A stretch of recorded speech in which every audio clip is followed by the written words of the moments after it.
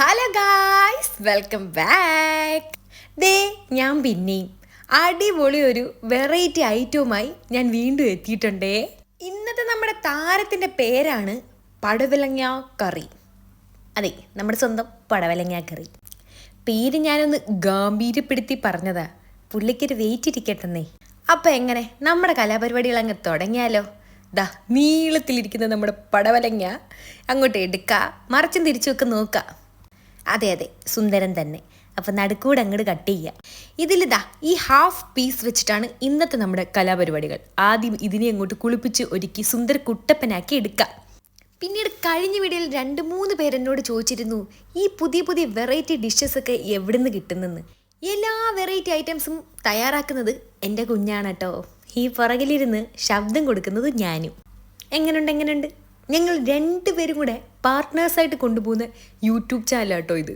ദേ പുള്ളിക്കാരനെ അങ്ങോട്ട് വൃത്തിയാക്കി അകത്തുള്ളതാ ഈ സംഭവങ്ങളെല്ലാം എടുത്ത് അങ്ങോട്ട് മാറ്റി ക്ലീൻ ചെയ്ത് നമ്മൾ എടുത്തിട്ടുണ്ടേ. 2 പേരെന്താ ഇതേപോലെ ക്ലീൻ ചെയ്ത് സെറ്റാക്കി എടുത്തിട്ടുണ്ട്.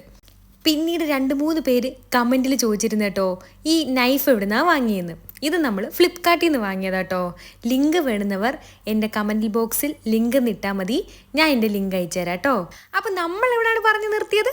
പടവലങ്ങ കുട്ടനെ സുന്ദര കുട്ടപ്പനാക്കി ദാ ഇതേപോലെ ഇങ്ങനെ കുഞ്ഞായി പീസുകളായിട്ട് അരിഞ്ഞെടുക്കാം. അരിഞ്ഞ എല്ലാവരെയും കൂടെ നമുക്ക് ദാ ഈ പാത്രത്തിലോട്ട് അങ്ങോട്ട് ഇട്ട് മാറ്റി വെക്കാം. ഇനി അടുത്ത താരം എന്ന് പറയുന്നത് നമ്മുടെ സവാള. പിന്നെ പുള്ളിക്കാരനില്ലാത്ത കറിയോ. ദാ ഇതേപോലെ അങ്ങോട്ട് എടുക്കാം. ഇനി ദാ സവാള ഗിരി ദാ എത്ര പെട്ടെന്ന് സവാള അരിഞ്ഞു കഴിഞ്ഞു. അതേപോലെ അടുത്ത് നമ്മൾ തക്കാളിക്കുട്ടനെ എടുക്കുക. ദാ ഇതേപോലെ നീളത്തിൽ അങ്ങോട്ട് അരിഞ്ഞെടുക്കുക. പിന്നീട് വേണ്ടത് ഒരു പച്ചമുളകാണേ.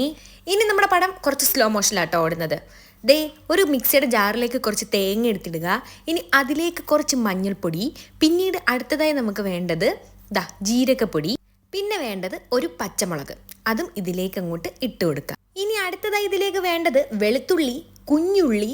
ദാ അത് 2 പേരെയും നമ്മൾ അതിലേക്ക് ഇട്ട് കൊടുത്തു. ഇനി ഇതാ ഒരു ഇമ്മിണി വെള്ളവും ഇത്രയും കൂടെ അങ്ങോട്ട് ചേർത്ത് മിക്സിയുടെ ജാറിലോട്ട് ഇട്ട് നല്ല പോലെ ദാ ഇതേപോലെ പേസ്റ്റ് രൂപത്തിൽ അരച്ചങ്ങോട്ട് എടുക്കാം. അരപ്പങ്ങോട്ട് മാറിയിരിക്കട്ടെ. അടുത്ത കലാപരിപാടികൾ തുടങ്ങാം. ദാ ഇതുപോലൊരു മൺചട്ടി, ഏത് ചട്ടിയാലും മതി കേട്ടോ, അടുപ്പത്തേക്ക് വെക്കാം. നന്നായി ചൂടായി വരുമ്പോഴത്തേക്കും അതിലേക്ക് അങ്ങോട്ട് വെളിച്ചെണ്ണ ഒഴിച്ച് കൊടുക്കാം. ഇനി വെളിച്ചെണ്ണ അങ്ങോട്ട് ചൂടായി വരട്ടെ. വെളിച്ചെണ്ണ നന്നായി ചൂടായി ദാ ഇതേപോലെ തിളച്ച് തുടങ്ങുമ്പോൾ നമ്മൾ നല്ല സ്ലൈസായിട്ട് സവാള ഗിരിഗിരിന്ന് പറഞ്ഞ് അരിഞ്ഞ നമ്മുടെ സവാള ഉണ്ടല്ലോ, അത് ഇതിലേക്ക് അങ്ങോട്ട് ഇട്ട് കൊടുക്കാം.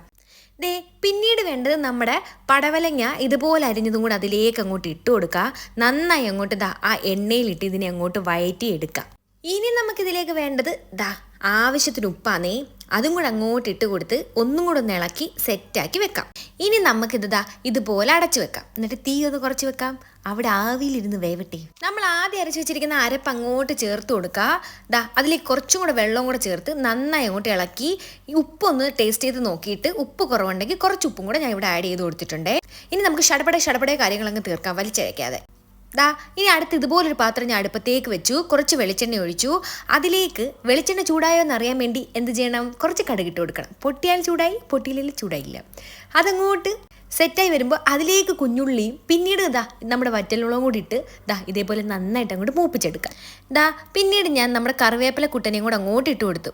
തീ കുറച്ച് വെക്കണേ, അല്ലെങ്കിൽ ഇതെല്ലാം കൂടെ കരിഞ്ഞു പോവും. ഇനി തീ ഓഫാക്കിയതിന് ശേഷം ദാ നമുക്ക് കുറച്ച് മുളക് പൊടിയും കൂടി ഇട്ട് ഇതുപോലെ ഒന്ന് സെറ്റാക്കിയിട്ട് നമ്മുടെ കറിയിലേക്ക് ഇതുപോലെ താളിച്ചു കൊടുക്കാം. ദേ നമ്മുടെ പടവലങ്ങ കറി റെഡിയായി കേട്ടോ. എൻ്റെ പൊന്നോ, ഇതുണ്ടെങ്കിൽ ഒരു പ്ലേറ്റ് ചോറ് അടിപൊളിയായിട്ട് കഴിക്കാൻ പറ്റും. നിങ്ങളെല്ലാവരും ഇത് വീട്ടിലൊന്ന് ട്രൈ ചെയ്ത് നോക്കണേ. അടിപൊളി ടേസ്റ്റ് ആണെന്നേ. എല്ലാവരും ട്രൈ ചെയ്തിട്ട് ഫീഡ്ബാക്ക് കമൻറ്റിൽ അറിയിക്കാനും മറക്കരുതേ കൂട്ടുകാരെ. അപ്പോൾ ഇതുപോലത്തുള്ള അടിപൊളി വെറൈറ്റി ഡിഷസുമായി വീണ്ടും കാണാം. അതുവരേക്കും love you guys. Bye bye.